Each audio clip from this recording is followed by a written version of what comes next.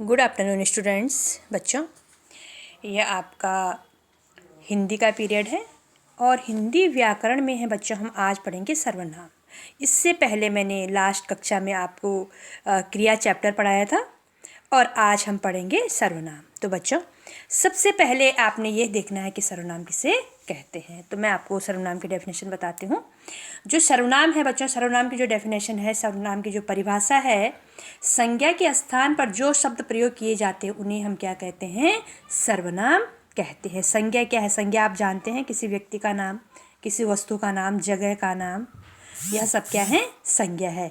और उन्हीं के स्थान पर जब हम जो शब्द हम प्रयोग में लाते हैं उसे हम क्या कहते हैं? सर्वनाम कहते हैं। वो आगे आप इसी चैप्टर में समझेंगे। अब देखिए सर्वनाम के भेद। सबसे पहले आप देखिए कि सर्वनाम के कितने भेद होते हैं। सर्वनाम के 6 भेद होते हैं। यह एक होता है पुरुषवाचक सर्वनाम, दूसरा है निश्चयवाचक सर्वनाम, अनिश्चयवाचक सर्वनाम, संबंधवाचक सर्वनाम, प्रश्नवाचक सर्वनाम और निजवाचक सर्वनाम। तो यह 6 भेद हैं सर्वनाम के। अब देखो जो पुरुषवाचक सर्वनाम है बच्चों, पुरुषवाचक सर्वनाम हम किसे कहते हैं? सबसे पहले आपने ये देखना है, ध्यान से समझना है आपने। और एक बात मैं और कहना चाहती हूँ कि जो भी वीडियो आपको सेंड की जाती है, जो भी वीडियो भेजी जाती हैं, वो आपने ध्यान से देखनी है और ध्यान से उसको समझना है, ठीक है। अब है बच्चों पुरुषवाचक सर्वनाम। अब पुरुषवाचक सर्वनाम जो है, पुरुषवाचक सर्वनाम किसे कहते हैं? बोलने वाले, सुनने वाले तथा अन्य के लिए जिन सर्वनामों का प्रयोग किया जाता है उन्हें हम पुरुषवाचक सर्वनाम कहते हैं।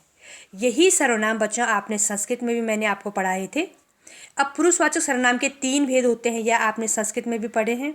प्रथम पुरुष, मध्यम पुरुष और उत्तम पुरुष, ठीक है।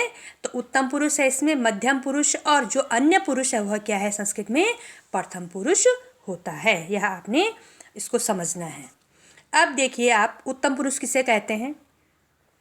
उत्तम पुरुष बोलने वाला या लिखने वाला अपने लिए जिन सर्वनाम शब्दों का प्रयोग करता है उन्हें हम क्या कहते हैं? उत्तम पुरुष कहते हैं। यहाँ पर क्या है बच्चों, आप ध्यान से समझिए। उत्तम पुरुष कौन होता है? बोलने वाला, ठीक है, या लिखने वाला। सपोज अभी मैं आपको क्लास दे रही हूँ, तो मैं क्या है? मैं हूँ उत्तम पुरुष, क्योंकि मैं बोल रही हूँ, मैं आपको समझा रही हूँ। और आप क्या हैं? मध्यम पुरुष, क्योंकि मैं आपको समझा रही हूँ, ठीक है। यह चीज़ें आपने समझनी है। तो उत्तम पुरुष जो होता है बोलने वाला होता है, लिखने वाला होता है। और उसमें क्या आता है? जो शब्द हैं उसके वह आता है हम हो गया, जैसे मैं, हम, मेरा, हमारा, हमें, मैंने, हमने, यह क्या इसके साइन होते हैं। जहाँ पर ऐसे शब्द प्रयोग होते हैं वहाँ पर क्या होता है? उत्तम पुरुष होता है, ठीक है। अब है बच्चों दूसरा आता है हमारा मध्यम पुरुष। अब मध्यम पुरुष है बोलने वाला जिस व्यक्ति को संबोधित करता है। अभी मैंने आपको बताया उत्तम पुरुष कौन है? अभी मैं हूँ। मध्यम पुरुष कौन है? आप हैं। अब बोलने वाला कौन है? मैं हूँ ना बोलने वाला।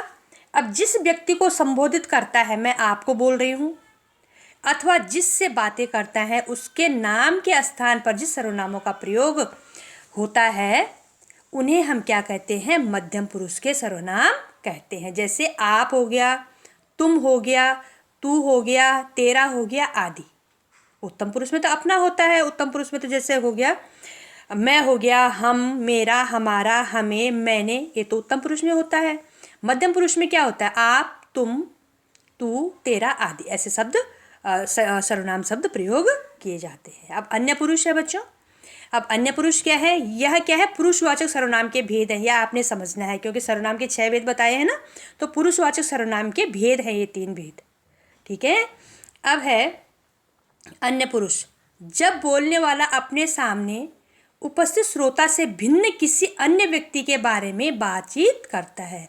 फॉर एग्जाम्पल, मैं उत्तम पुरुष, मैं आपसे बात कर रही हूँ मध्यम पुरुष से, और मैं आपसे किसी अन्य व्यक्ति के बारे में बात कर रही हूँ, तो वह क्या हो जाता है? हमारा अन्य पुरुष हो जाता है, ठीक है।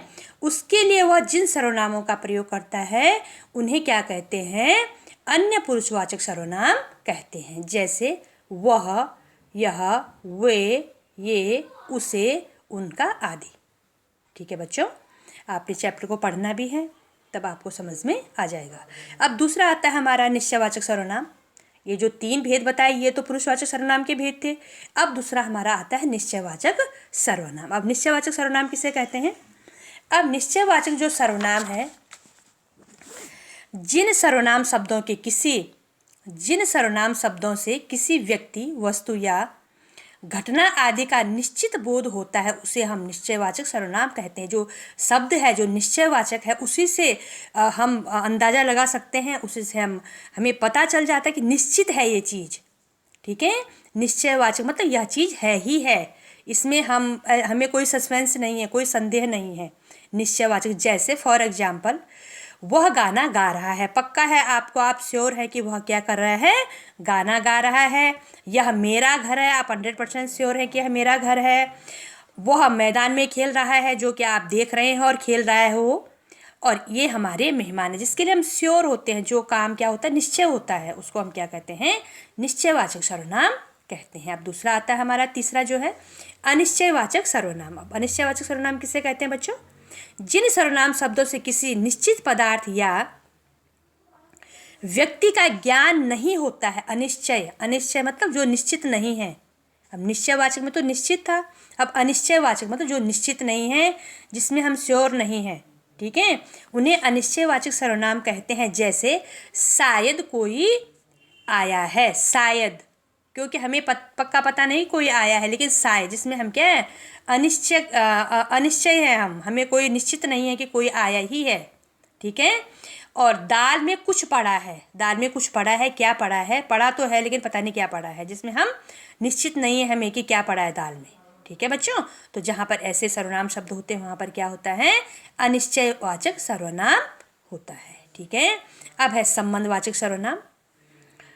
जिन सर्वनाम शब्दों से किसी व्यक्ति, वस्तु या घटना से संबंध ज्ञात हो, उसे संबंधवाचक सर्वनाम कहते हैं। जैसे जिसकी लाठी उसकी भैंस, जिसकी का संबंध क्या किससे है? उसकी से है। जिसकी लाठी उसकी भैंस, जिसकी का उसकी, जिसकी लाठी और उसकी भैंस दोनों का आपस में क्या है? संबंध है। ठीक है, जो जीता वही सिकंदर, जो और वही, इसका क्या है? आपस में संबंध है, संबंधवाचक है। एक के बिना दूसरा शब्द क्या है? अधूरा है। तो जहाँ पर ऐसे शब्द आते हैं वहाँ पर कौन सा सर्वनाम होता है? संबंधवाचक सर्वनाम। ठीक है बच्चों, अब है प्रश्नवाचक सर्वनाम। जिन सर्वनाम शब्दों का प्रयोग प्रश्न पूछने या कुछ जानने के लिए किया जाता है, उन्हें प्रश्नवाचक सर्वनाम कहते हैं। ठीक है, क्वेश्चन मार्क्स, प्रश्नवाचक, साफ आपको पता चल रहा है कि प्रश्नवाचक क्या है, कहाँ पर होते हैं प्रश्नवाचक सर्वनाम? जहाँ पर क्या होते हैं? हम क्या करते हैं? किसी प्रश्न पूछते हैं या किसी से जानने के लिए कुछ बात करते हैं। ठीक है, यह क्या है? जैसे प्रश्नवाचक सर्वनाम क्या है? जैसे कि इसमें है, यह किताब किसकी है? किसकी, कौन, किसने, किससे, कैसा, क्यों। जहाँ पर ऐसे शब्द प्रयोग होते हैं वहाँ पर प्रश्नवाचक सर्वनाम होता है। यह किताब किसकी है? क्वेश्चन कर रहे हैं ना हम, क्वेश्चन मार्क्स है जो हमारा सेंटेंस है, जो हमारा वाक्य बना है, उसमें क्या है? प्रश्नवाचक चिन्ह है। सीता कहाँ गई है? कहाँ और किसकी, यहाँ पर ये शब्द आया है तो क्या है? यहाँ पर प्रश्नवाचक सर्वनाम है। ठीक है बच्चों, अब है निजवाचक सर्वनाम। जिन सर्वनाम शब्दों से निजता या अपनेपन का बोध होता है। निज, ठीक है, निज का मतलब होता है अपना, अपनेपन का बोध होता है, वहाँ पर क्या होते हैं? निजवाचक सर्वनाम होता है। जैसे अपने लिए जो, जहाँ पर जिन शब्दों का प्रयोग किया जाता है, जिन सर्वनाम शब्दों का प्रयोग किया जाता है, जैसे सीमा ने स्वयं पत्र लिखा। स्वयं, स्वयं क्या है? निजवाचक सर्वनाम है। ठीक है बच्चों, इस काम के लिए वह खुद जिम्मेदार है। खुद क्या है? निजवाचक सर्वनाम है, अपने लिए प्रयोग हुआ यहाँ पर। और यहाँ पर मैंने कुछ सर्वनाम शब्द हैं बच्चों, जैसे मैं, तू, वह, यह, कौन, कोई, जो, हम, तुम, वे, ये आदि। ठीक है, तो आपने इस चैप्टर को पढ़ना है और आपने एक बार खुद भी पढ़ना है बच्चों चैप्टर को। जब आप चैप्टर पढ़ेंगे तब आपको अच्छे से समझ में आएगा। और जो हमारे नेक्स्ट क्लास होगी उसमें मैं इसका जो और रिटर्न वर्क है, क्वेश्चन वगैरह, वह आपको दूंगी, तब तक आपने इस चैप्टर को पढ़ना है, इसको अच्छे से समझना है। इसका जो रिटर्न वर्क है ये अपनी कॉपी में करना है, और जहाँ पर आपको समझ में नहीं आता है आप मुझे पूछ सकते हैं। धन्यवाद।